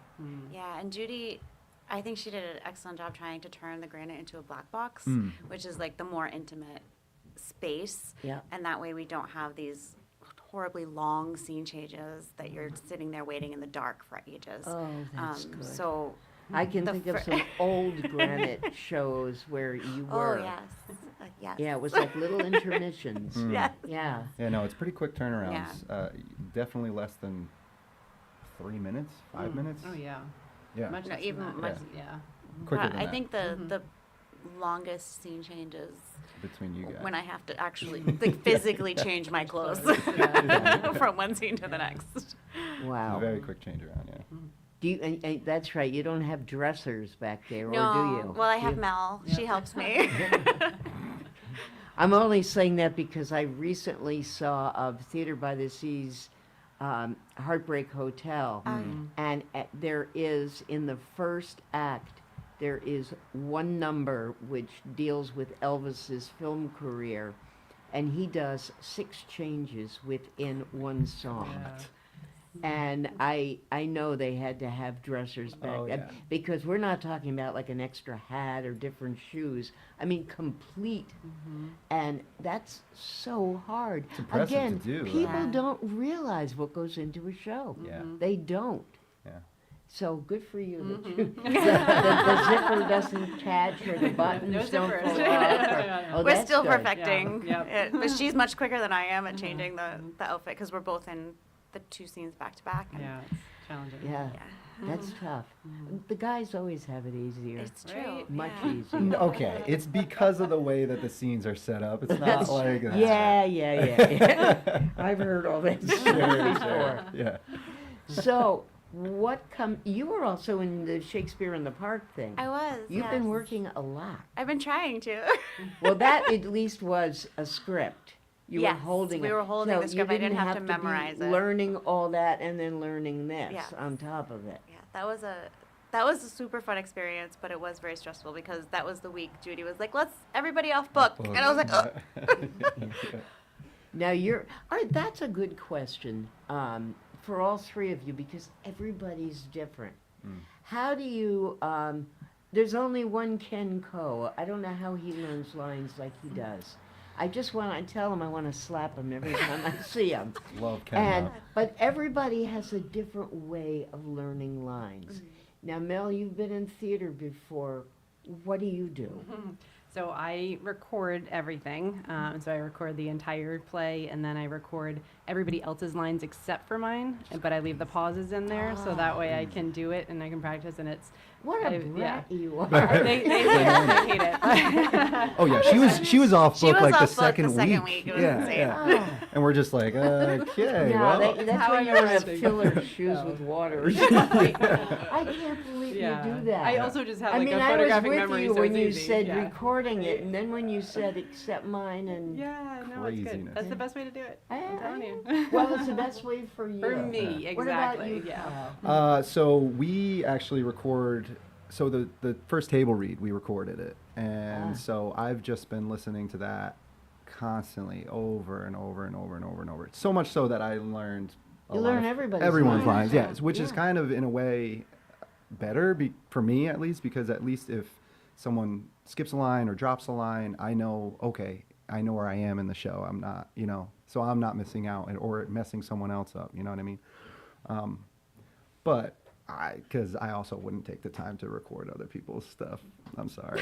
Also, I don't know if I could hear the difference, like, because it would be my voice every time, so I wouldn't distinguish between my lines and. It's called acting. Okay, all right. I will say this is my first ever just straight non-musical, so it has been kind of a learning The curve. Christmas show was a straight play. I didn't really have that with many lines. music. I was in Title of the Show. Yeah, that was I the first remember. show, which was also another 4-person show. Apparently, I like the 4-person shows. Yeah, same And process. she's in the giant musicals like Drowsy Yeah. Chaperone or whatever. Yeah. Yeah. Yeah. Wow. Yeah, that is interesting. Well, no, I'll tell you this during the break because the audience doesn't have to. But I will tell you a story about a gentleman named Al Ross and how he would go up on lines and how we would mess up a cast. Okay, Jessica, to you, how do you learn lines? I panic until 2 weeks before, and then somehow That's it my fits in my method. brain. That's my way. Yeah. I've been listening to. They recorded the LA Theater Works years ago, and I found it on like the Providence Community Library website. So I've been listening to that over and over again because I did Mel. I didn't know that. I couldn't renew it because Mel checked it out I've just after been me. watching the movie over and over and over again. Really, that's what I didn't even realize it was a movie till just recently. Yeah. Oh yeah, it's great. It's a good Who cast. was in the movie? Greg Kinnear, Dennis Quaid, Tony Collette, and Andy McDowell. Yeah. Ooh, that's It's a an great interesting cast. foursome. Yeah. Wow. Yeah. Great movie if Okay. you haven't checked it out. HBO. Okay. Or just come to the show. It's way better. Oh, I am. Yeah, Next, yeah. Saturday. Okay. I think it's for this Saturday, 13th. Good. All right. So you panic, and Oh, then I what do panic. you do? No, I do listen to the recording over and over again because I hate the sound of my own voice. So I have tried the way Mel does, but like I we can't all love stand, the sound of our voices, I right? can't Dan? stand listening to myself. So I will. I was listening to the cast recording, the LA Theater Works. I bribe my friends with coffee to meet me for coffee and go through it. We've done Zoom calls, the cast. If we don't have rehearsal, we'll just start going Zoom calls whenever we can Do get you together. ever find you're over rehearsed, that it's just good to take a step back for a day or so and then come at it fresher? I don't know, but for me, don't want to take a day or so, but there is a point where I've gone through it twice, like a scene twice, and I'm like, I can't even listen to it anymore, or else it will just be. Yeah. In the beginning, I was like that. When I first initially started trying to learn the lines, I would listen to the scene, 2 or 3 times, and then I wouldn't listen to it for a whole day. I would go to another scene and listen to it, and then kind of rotate through the scenes that I'm in. Because otherwise it gets stale and I get like, and not only that, I just think getting away from it and coming back, I just remember it better that way. I don't know why. Do you like your characters? If they lived next door to you, if they were part of your couples or your friend group, Well, would you like them? So I put out on social media today, I put out that, the show is going to be coming, and I put out a description of the show and a description of the characters, each character. And mine, Tom, was circled. And a lot of people reached out to me and they're like, so this role was made for you? Or I was like, yeah, I was typecast. I don't know. So I would enjoy hanging out with Tom, but other people are probably going to be like, this guy's a dick. But there are no heroes or villains. No. They're real people. They're people. Yeah. That's probably what makes it so good. Yeah. All right. We're going to go from hero to villain. We're going to take a break because it's the local people who keep us going. And when we come back, we'll find out more dirty little secrets about dinner with friends. This is Man About Town. We are a production of 321 Media, and we're live all over the world right now. At Dime Bank, we're all about community. It's who we are. Local communities made up of customers, families, and friends. Business owners invested in helping their communities thrive. Dedicated employees committed to giving back in ways that go beyond banking. If your banking relationship leaves you wanting more, come join our community. It's your bank, your choice, your dime. Hi, I'm Chris Kozwoski, owner of Broadview Florist and Garden Center in Dunn's Corners. For over 40 years, our family-owned business has been your go-to destination for beautiful, custom-made floral arrangements. Whether it's a special event or just to brighten up your day, we create highest quality designs tailored just for you. Trust Broadview Florists to make every moment unforgettable. Visit us today or give us a call at 401-322-0390. Moving doesn't have to be stressful. Whether it's across town or just across the hall, no job is too big or too small for Easy Does It Moving and More. Sean and his team put people first, making your move safe, smooth, and stress-free from start to finish. For a move made simple, go with the name that says it all. Easy Does It Moving and More. Call us today at 401-545-6078 or go to easydoesitmoving.com. I am Jim Howe. My practice is focused on representing people injured in car accidents, representing people injured in premises liability, represent people in all walks of life. I say all the time that I represent the underdog, and by the underdog I mean the person who is injured and is facing lawyers that are hired by insurance companies. If you unfortunately find yourself injured in an automobile collision or in any other circumstance where insurance may come into play, think of giving me a call.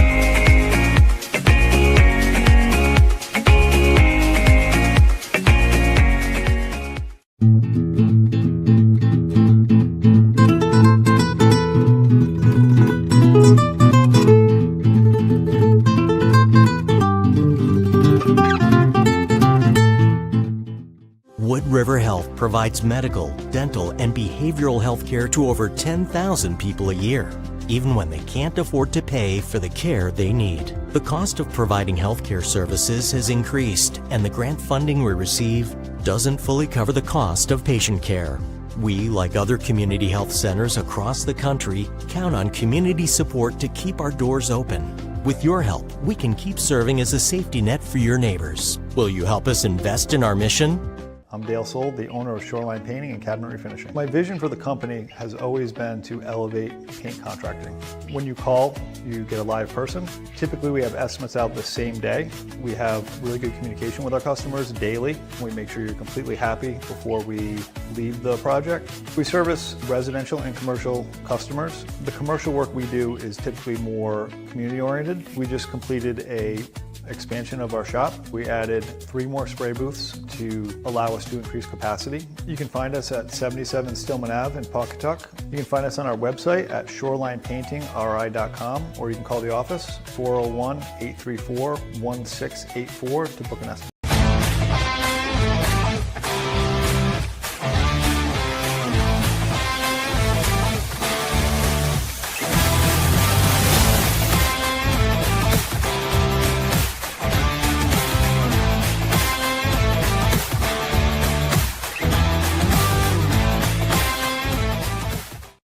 Ever thought about leveling up your fitness game in a fun and meaningful way? Kiefer's Martial Arts on Granite Street has everything you're looking for. Kickboxing, Muay Thai, Brazilian Jiu-Jitsu, and of course, adult karate.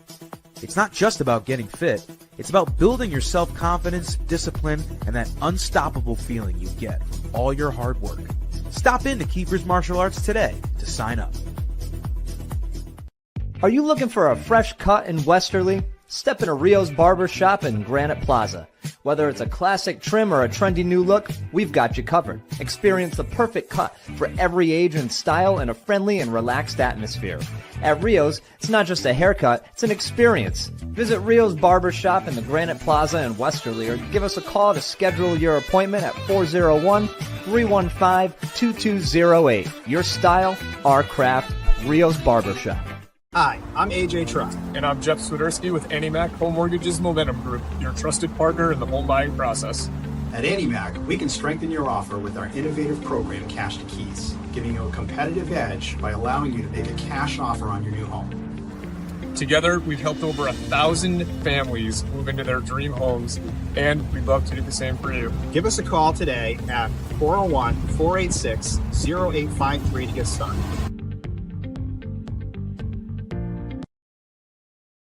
Bring the kids. Bring Grandma and Grandpa. Heck, bring everyone. And come to the Misquamicut Fall Fest in Westerly, September 12th, 13th, and 14th at Misquamicut State Beach.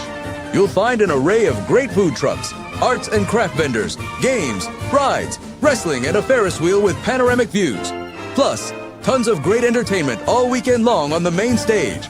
It's an amazing endless summer at Misquamicut Beach with Fall Fest. Misquamicut.org.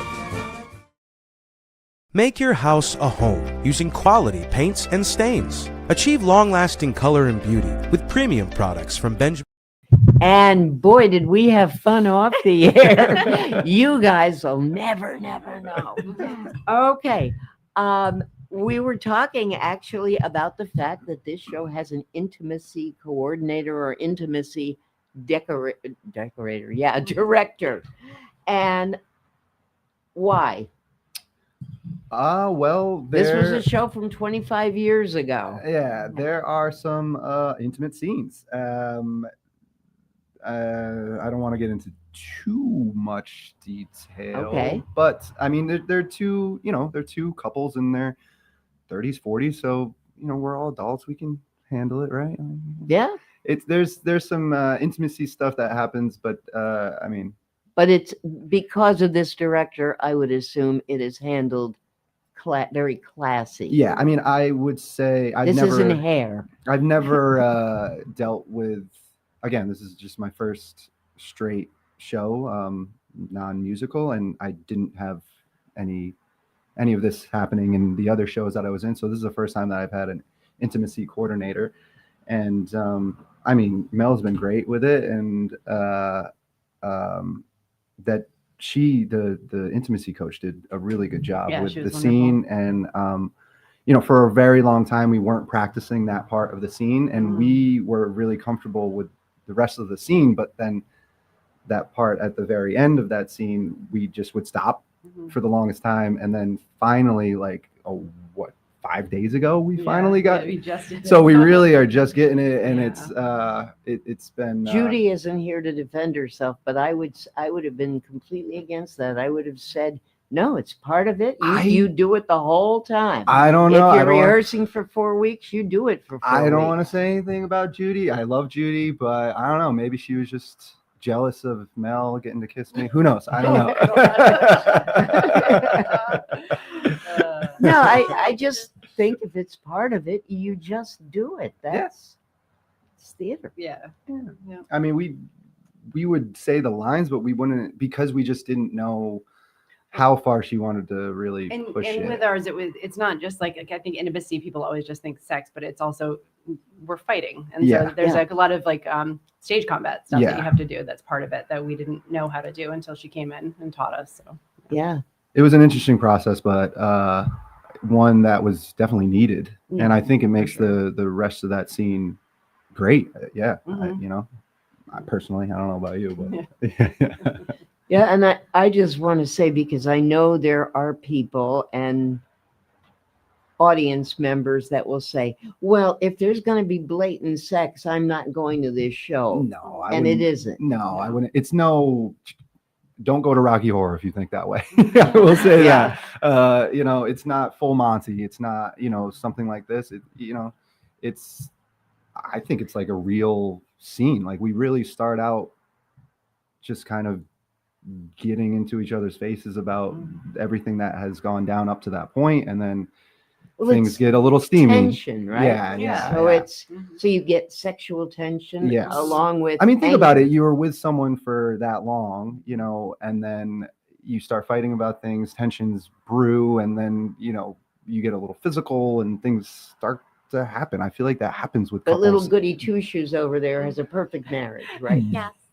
Define perfect marriage. Yeah. Is there such a thing? No such thing, baby. Yeah. But even with those guys, they had to have an intimacy coach. And I was really surprised that I'd never, like Mel said, an intimacy coach is more than just like that, the sexual piece. It's a choreographed. It's basically like a choreographed dance. Yeah. It definitely is. Mm-hmm. I know that the Granite does, which I think is great, the backstage pass, where you had people come in a week or two ago and watch you, no lighting cues, no anything. Yeah. They're just seeing bare bones. Yeah.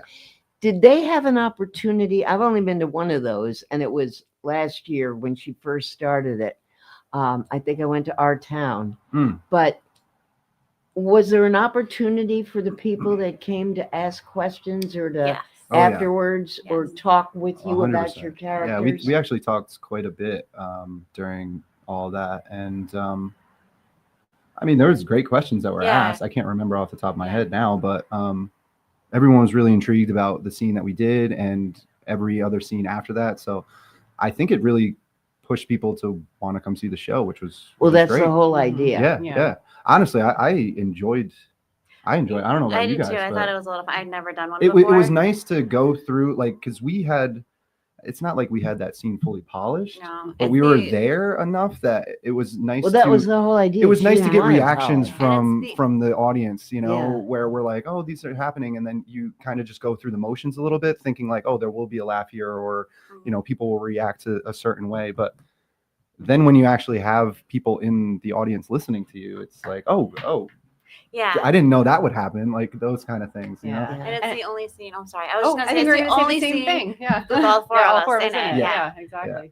Yeah. Which So. is interesting. Out of 7 scenes, only 1 with all 4 characters in it. So, Yeah. Yeah. Did you 4 know each other before this show? So Had you worked together? Sean, Kyle, and I were in the Christmas show, the 1940s Radio Christmas Carol. So Yeah. that was the first time I'd worked with the two of you, Mhm. and then Mel just came out of appeared. nowhere. Thank God, though. Honestly, even during Came out of that, Hawaii and South She was just Kingstown. even during that audition, though, breeze. I was like, even if I don't get something, I was like, this girl better get something. Yeah. Thanks. Actually, My my God. audition, I walked in, and they're like, "Could you read with this woman?" I was like, "Okay." And she like knew it already. She didn't even have to look at the sides. I was like, "Wow, she's really good." That's because she's a brat. Remember that. She had you all recorded. Yeah. She knows where you live. They teach that stuff in Hawaii. You didn't do any acting when you were in I Hawaii? did. I Oh, did a you lot did. of acting when I was in Hawaii, but then I had 2 kids and I took time off to let them Wow. grow up. And so, yeah. You let them grow I up. let I them like grow that. up. Are they coming to the show? They are coming to the show. I know they're 17 and 14, and so I'm like, Sorry- all right, sorry, but, kids. but they're coming to the show. So Yeah, they're why excited not? because they've never seen me act on stage. So it's Oh, exciting. really? No, I haven't done anything Oh, since I was pregnant. true. My last show, I was pregnant with my first child. So yep. Wow. I Okay, literally so did they- it to the last second. Wow. Now, are you strictly straight plays? Or I do you- am. I am not a Okay. strong singer, so I don't do musicals. Okay. No. You're a musical guy. we've been trying to get her on They're karaoke, trying to, but yeah, she I won't. know. My sister-in-law actually is a voice teacher and she owns a music place, and she, so I'm like, I really should get the voice lessons, but we'll see. I mean, really, the only reason why I did those musicals was because I just wanted to audition and see what would happen. And then they gave me a And you role got in title cast. show. Yeah. Did you know you could sing before that? I told them when Have I, you met him? He thinks he can do everything. oh, come on. Typecast. Well, Anyway. title of show, and take this the right way. You don't need a beautiful voice. Well, for no, title I mean, it is one of It's those not shows. like Yeah. Her when she sang Friday Night, you No, gotta have a yeah, beautiful yeah. voice. I mean, yeah, I wouldn't say I'm the best singer. I definitely was not the best singer in that show at all. My co-stars in that were unbelievably good, and they made that process so good and easy for me that I caught the bug, as they say, so here I am. But I had to try a straight play, and this one was one that I saw early on, that when they released all the shows for this year. So Again, 1940s Radio Christmas Carol was a straight play. I wasn't going to correct him, but it was a yes. straight play. We said yes. All right, never Remember, I mind. brought it. Yeah. You know what? I wasn't Not for you, singing. not for you, never mind. Okay, exactly. You sang the Christmas carols. I didn't want to, no. but you This did. was me. So if you heard elegant voice singing, yes, that was me. But Yeah, I was that just moving my that mouth. was a straight play. I And mean, just ask DJ Gadget. She cried through the whole thing. DJ Every Gadget would have been day. cast if it was a musical. Come on now. we had music practice. Like they called it music rehearsals. Also- so. And she would totally have been cast. She Oh, just doesn't okay, like listen, to I'm sing in kidding, I'm musicals, but she kidding, has an I'm amazing kidding. voice. I'm kidding, DJ. Don't freak out at me. Although I will say that I got a text at the beginning of this portion of the show that said, "Hey, guy at the head of the table, I think, played Hunter in title of show. Yeah, he was awesome. I didn't know that he did theater. This is from a person that was obsessed with title of show. Okay. Saw it multiple times on Really? Broadway. Okay. Got to meet the cast. Yes, very obsessed with it. Okay. And knew who you were. Shocked that you were in theater.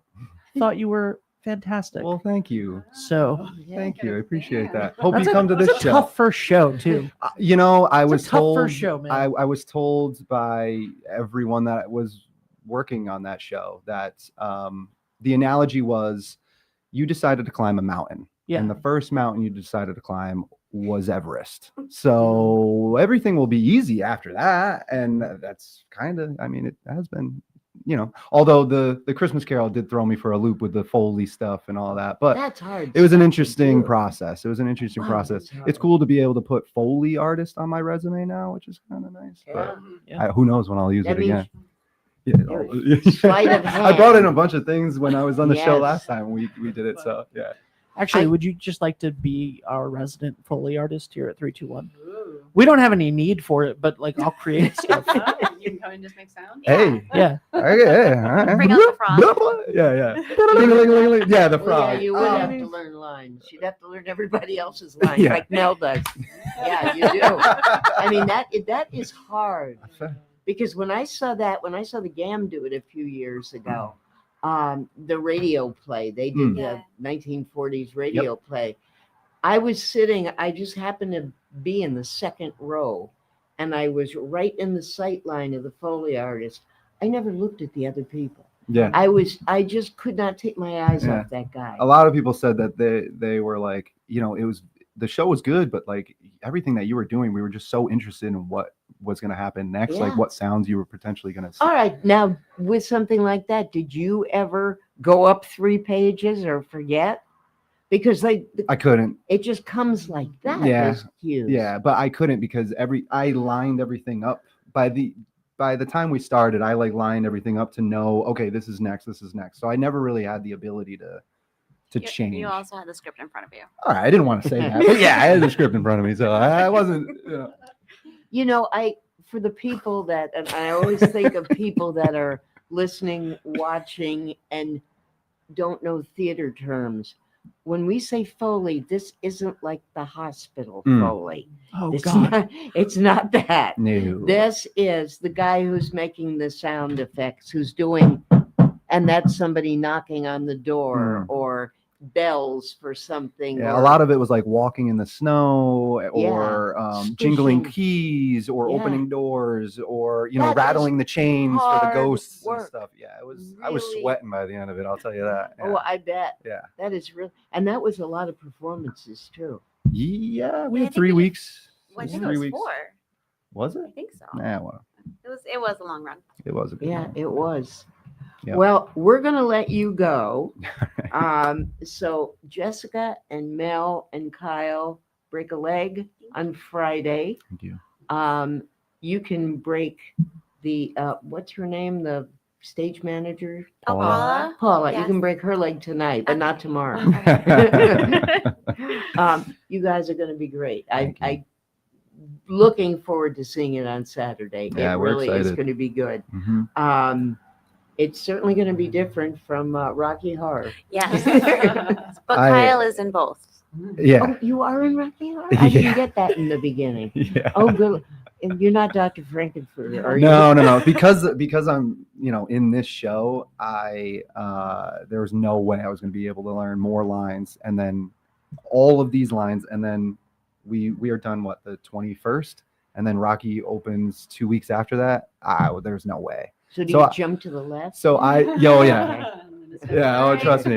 Yeah, I don't want to give too much away, but that is a very fun show. It's a very different show than this, and there's a very long run for that. So if you guys want to see that and see a different side of me that even my mother hasn't seen in a while, talking about my behind. Yeah, I was going to say this is okay. On that note. Okay, on that note, go away.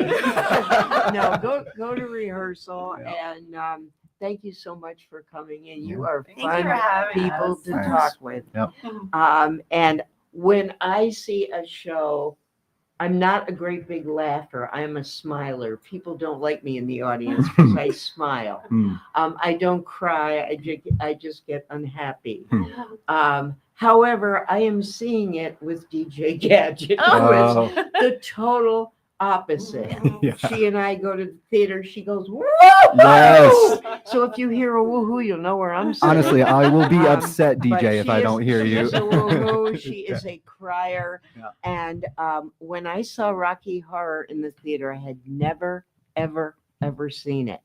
And she insisted that I go. So I went last year, I guess it was, to the Mystic Luxury Cinema, and we saw it. And she embarrassed herself because she had this big thing Impossible. of popcorn. And at one scene, she got so excited and meant to throw her hands up. The popcorn went everywhere in the road, Yeah. in people's hair, Yeah. on the floor. Classic DJ. Yeah, you can ask her about that. But she's a good audience Mhm. member. She's in you it, get yeah. a reaction Mhm. from her. Which is great. That's what we Yeah. want from Yeah. everyone, really. Yeah. Yeah. You know? It should be a lot of fun. I look forward to seeing them all. Oh my So God, yeah, get it's out gonna of be here, great. and we will talk about the Navigant Credit Union next week. Thank Thank you. you. Thanks very much. And we'll see you on Friday. Woo! Okay. All right. We are not taking a break at this point, so Ben and I will talk about his career at the American Musical and Drama Academy. We right? will. Well, you said I went to AMDA. I mean, that's not really it. I want to know about that first day when you went to the. When I went to see the little dog laugh. Take care. Thanks, Kyle. I know.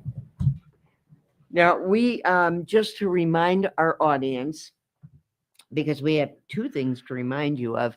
Yes, we are going to be live at the Westerly branch of the Navigant Credit Union next week. However, Man About Town will not start at 3 o'clock.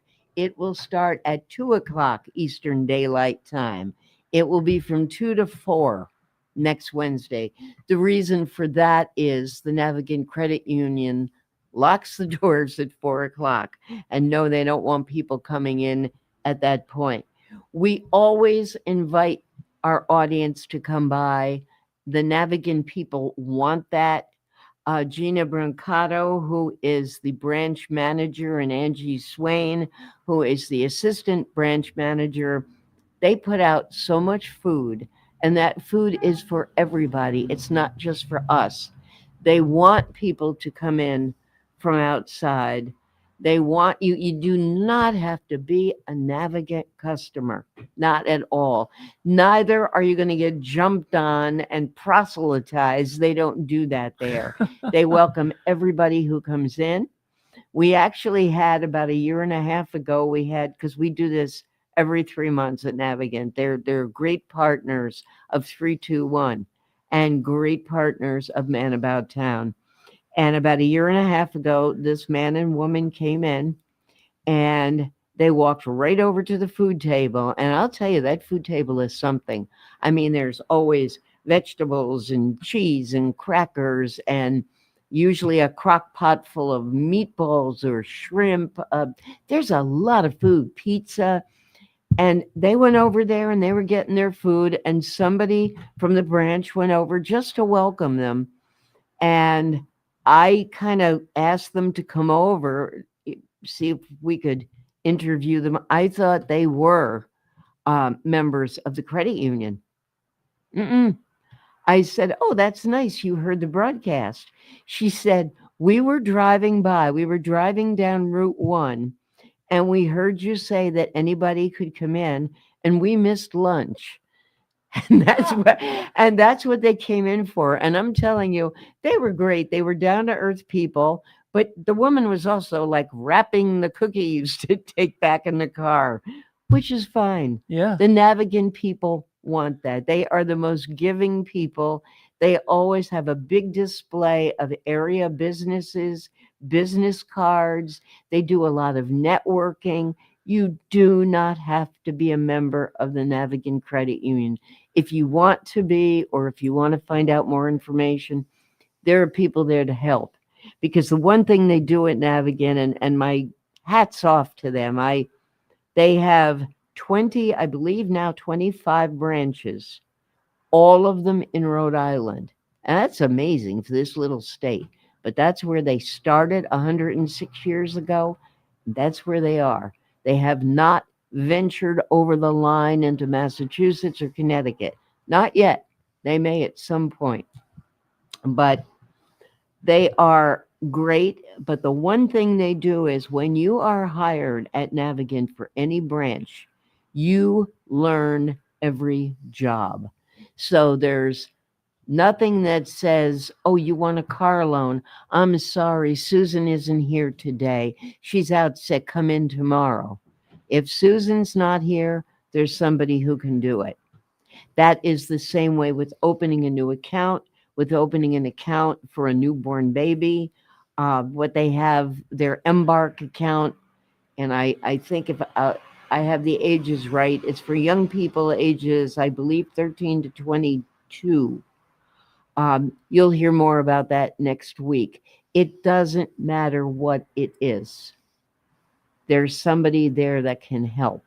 So there's no such thing as someone's on vacation and they can't help you. We thank you very much. Unless, Ben, you want to add something? Sure. Yeah, I'd like to add something. Let me tell people what's going on tonight on 321. Good. Yeah. Tonight on 321, we have. Let's see if this actually. Oh, it looks nice. You can hold on. Ready? Look, Rona. Look over there. Tonight on 321, we have Westerly High School girls varsity soccer live at 6 p.m. So excited for that. Rona, what did you think of the new graphics that I made for you during the show? I really wasn't trying very hard not to look up. All right, here I'll look at you. Look at because I would be fixing. We have a couple minutes. You and- look at the TV, and I'll show you what I'm doing. All right. I did notice So- everything looked like it was on delay, and it is. Oh yeah, because you're watching on YouTube right now. So okay, so this is our first guest. So when you look at the camera, and you're seeing the camera for the first time, and you're talking about today's show, we pop that up and we tell people who the guest is. And then, wow, I see. And then when you tell people when we're going to break at the right before the 4 o'clock hour, we switch it and we put that back up again. And this time it says who the next guest is, the second guest, and that should change for you in just a second, for the Granite Theater Dinner with Friends. And then when everybody is sitting down and we have the lower third up for a while, it turns into this. And this one said the Granite Theater Dinner with Friends. And then at the bottom it had the time or the website, I should say. And then over the top of our heads, we'll have things like the social media icons that come up and tell people where they can follow us, what today's date is, our website, and then on the top left we'll have things pop up that say coming up next. So like on the top left it'll say tonight on 321 WHS girls soccer 6 p.m. and that'll just come up for about 10 seconds and then that'll go off, and then occasionally it'll just come up with a live thing that says Mad About Town. What you need to have crawling under that is a plastic surgeon ad. That's what I'm getting at. I don't like looking at me. They don't like hearing their voices. I don't mind hearing my voice. I don't like looking at me. So, but what do you think of your graphics for your show? I think the graphics are fine, and you've done a great job. Is this done with the new Netflix camera you told me about? Oh, no. That's not for when you're out in the world filming. That's not here. That's not these cameras. No, you can see how technical I am, everyone. Yeah, these cameras are still the little PTSD cameras. Although we are looking to upgrade these as well soon. But there's something new all the time here. This is just great. 321 is on the move, and we got to be on the move too. Yes. So we will see you have you a at business after 2 hours o'clock. tonight, right? Yes. And I have a soccer game and a haircut. So we'll see you at 2 o'clock next week. Hopefully during the week, Ben will remind people by running something on the screen to remind people, but we will see you at 2 o'clock next week. And if you're in the area, by all means, come in, especially if you miss lunch. Take chances, but never on the road. Have a good week. Be well. Take care of your dogs and cats, especially. See you next week.